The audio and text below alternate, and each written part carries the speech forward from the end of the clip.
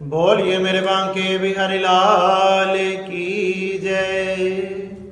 आप सभी को इंदिरा एकादशी की हार्दिक शुभकामनाएं। एक समय राजा युधिष्ठिर भगवान श्री कृष्ण के समीप जाकर पूछने लगे कि हे कृष्ण, हे माधव, हे द्वारकाधीश, आप मुझे बताएं कि आश्विन मास में कृष्ण पक्ष में कौन सी एकादशी की जाती है तथा किस प्रकार से की जाती है। कृपया करके मुझे इसकी कथा सुनाइए कि इस एकादशी में किस प्रकार से पूजन होता है और अगर किसी ने इस व्रत को धारण किया तो उसका उद्धार किस प्रकार से हुआ। भगवान श्री कृष्ण युधिष्ठिर के इन सब प्रश्नों को सुनकर बड़े ही प्रसन्न हुए और कहने लगे कि हे राजन, अब मैं तुम्हें आश्विन मास के कृष्ण पक्ष की एकादशी के बारे में बताता हूँ। आप ध्यान से सुने। एक समय सतयुग की बात है। सतयुग में महिष्मती नगरी में एक इंद्रसेन नाम का राजा रहा करता था। वह राजा बड़ा धर्मात्मा था, पुण्यों को करने वाला, व्रत उपवास आदि को करने वाला, बड़े बड़े यज्ञों को करने वाला था। वह अपनी प्रजा की पुत्र की तरह रक्षा करता तथा उनका लालन तथा पालन करता था। इस प्रकार से राजा को धर्म से शासन करते हुए बहुत समय व्यतीत हो गया। जब इस प्रकार से राजा धर्म के कार्य किया करता था तो एक दिन नारद जी ब्रह्मलोक, यमलोक आदि को घूमते हुए पृथ्वी लोक में आ पहुंचे तथा महिष्मती नगरी में उस राजा के यहाँ गए। जैसे ही राजा ने श्री नारद जी को देखा, नारद जी को देखकर अपने आसन से खड़ा हो गया और खड़े होकर उनका आदर सत्कार स्वागत किया। नारद जी के सुंदर चरणों को धुलाया, तिलक किया, उन्हें सुंदर आसन पर बिठाया तथा आसन पर जैसे ही बिठाया कहने लगा कि हे नारद जी, आज मेरा यज्ञ पुण्य आदि सब सफल हो गया, जो आपके दर्शन करने का सौभाग्य मुझे प्राप्त हुआ। नारद जी यह सुनकर बड़े ही प्रसन्न हुए। फिर राजा ने कहा कि नारद जी, आज महिष्मती नगरी में आपका कैसे आना हुआ। तो नारद जी कहने लगे कि हे राजन, मैं ब्रह्मलोक से घूमते हुए यमलोक में गया। जैसे ही मैं यमलोक में गया, वहां धर्मराज ने मेरा बड़ा ही आदर सत्कार किया, स्वागत किया तथा इस प्रकार से स्वागत करता हुआ देखकर मैंने भी उसकी खूब प्रशंसा की। जब मैं उसकी प्रशंसा कर रहा था तो मैंने धर्मराज की सभा में देखा कि तुम्हारे पिता जो इतने धर्मात्मा थे, इतने पुण्यशाली थे, वह उस धर्मराज की सभा में बैठे थे। जब मैं उनकी तरफ देखने लगा तो उन्होंने मेरे पास आकर हाथ जोड़कर कहा कि हे नारद जी, आप पृथ्वी लोक पर जाकर महिष्मती नगरी में मेरा पुत्र इंद्रसेन रहता है तथा उस इंद्रसेन को मेरी ये जाकर संदेश दे दो कि तुम्हारा पिता धर्मराज की सभा में बैठा है, क्योंकि उसके पूर्व जन्म में एकादशी के व्रत में विघ्न हो गया था। एकादशी के व्रत में विघ्न होने के कारण मुझे ना स्वर्ग मिला ना वैकुंठ मिला।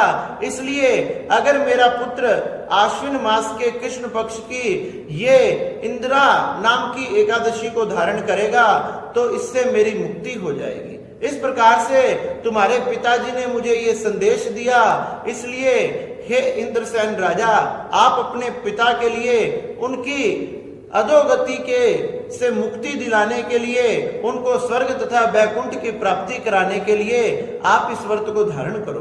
राजा कहने लगा कि मैंने इस व्रत को धारण कैसे करना चाहिए, आप कृपया करके बताएं।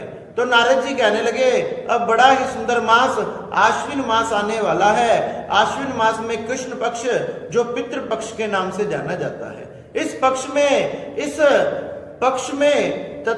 पक्ष में आने वाली इस इंदिरा नाम की एकादशी से हमारे सभी पितरों का उद्धार हो जाता है।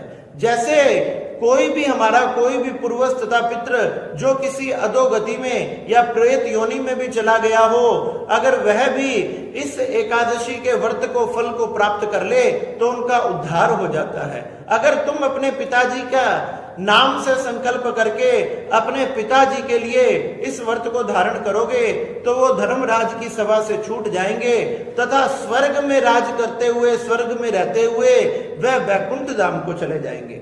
राजा ये सुनकर बड़ा ही प्रसन्न हुआ। उन्होंने नारद जी के चरणों में प्रणाम किया। नारद जी ने बताया था कि दशमी के दिन सुंदर जल से नहाकर स्नान आदि कर कर अपने पिता के प्रति अपनी श्रद्धा भाव से प्रेम से उनका श्राद्ध करो तथा बाद में भगवान शालिग्राम का पूजन करो।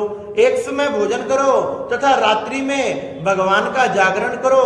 रात्रि में भगवान के जागरण करते हुए ही ब्रह्मचर्य व्रत का पालन करो और धरती पर ही सोकर पूरी रात व्यतीत करो। इस प्रकार से दसवीं के दिन उस राजा ने स्नान कर कर फिर अपने पिता के निमित्त श्राद्ध किया तथा ब्राह्मणों आदि को भोजन कराया तथा फिर भगवान श्री शालिग्राम का पूजन करके रात्रि में भगवान का नाम संकीर्तन करते हुए ही ये पूरी रात्रि व्यतीत हो गई। सुबह उठकर फिर सुंदर जल से स्नान कर कर दातुन कुल्ला आदि कर कर फिर से भगवान श्री कृष्ण का नारायण का श्री शालिग्राम जी का पूजन किया तथा व्रत का संकल्प किया कि आज मैं जो भी व्रत कर रहा हूं वह अपने पिताजी के निमित्त कर रहा हूं, इससे मेरे पिताजी का उद्धार हो जाए, उनका कल्याण हो जाए, वो धर्मराज की सभा से स्वर्ग में चले जाए।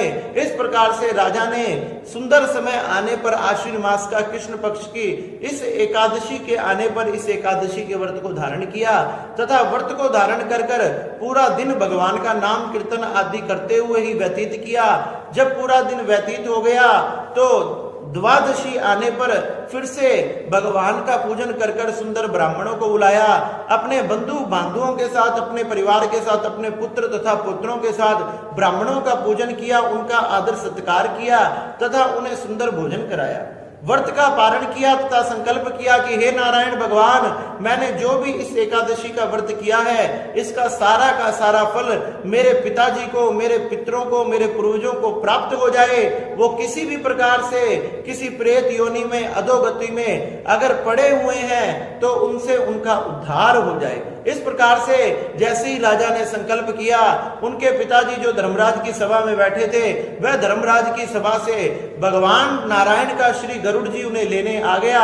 वह गरुड़ पर सवार होकर स्वर्ग पहुंच गए तथा अनंत समय तक स्वर्ग में रहकर भगवान के चरणों में सदा सदा के लिए बैकुंठ में पहुंच गए। और राजा जिसने इतना सुंदर व्रत किया वह व्रत के प्रभाव से निष्कंटक राज्य का भोग किया तथा फिर अपने पुत्र को राजा बना दिया तथा वह भी अंत समय में भगवान की कृपा से बैकुंठ को चला गया। इसलिए हे युधिष्ठिर, जो इस व्रत को धारण करता है उसका तो उद्धार होता ही है, लेकिन उससे पहले उसके पितरों का, पूर्वजों का उद्धार हो जाता है। इसलिए इस पितृ पक्ष में, आश्विन मास के कृष्ण पक्ष में हमने अपने पूर्वजों तथा पितरों के कल्याण के लिए इस सुंदर व्रत को रखना चाहिए, क्योंकि इंद्रा एकादशी के प्रभाव से वह देवताओं के समान तुल्य हो जाते हैं, वह स्वर्ग में जाकर विराजमान हो जाते हैं और अनंत समय तक वहां रहकर भगवान के चरणों में बैकुंठ में जाकर वास करते हैं। इसलिए हे युधिष्ठिर जी महाराज, आप इस व्रत को धारण करो, जिससे आपके पितृ तथा पूर्वज बड़े ही प्रसन्न होंगे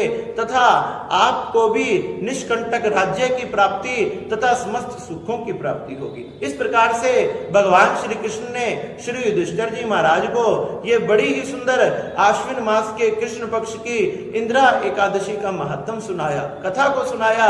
युधिष्ठिर जी महाराज बड़े ही प्रसन्न हुए तथा भगवान से ये सुनकर उन्होंने बड़ी ही सुंदर विधि से भगवान के इस व्रत को धारण किया। बोलिए नारायण भगवान की जय। अगर आप भी हमारी ये वीडियो पसंद आई तथा इस वीडियो को लाइक करें तथा अब तक अगर आप हमारे चैनल से नहीं जुड़े हैं तो हमारे चैनल को जरूर सब्सक्राइब करें तथा अगर आपको हमारी कोई भी वीडियो पसंद आती है तो इन वीडियो को अपने परिवार में, अपने सगे संबंधियों में आगे से आगे शेयर करें। बोलिए नारायण भगवान की जय। जय जय श्री राधे, जय जय श्री राधे, जय जय श्री राधे श्याम।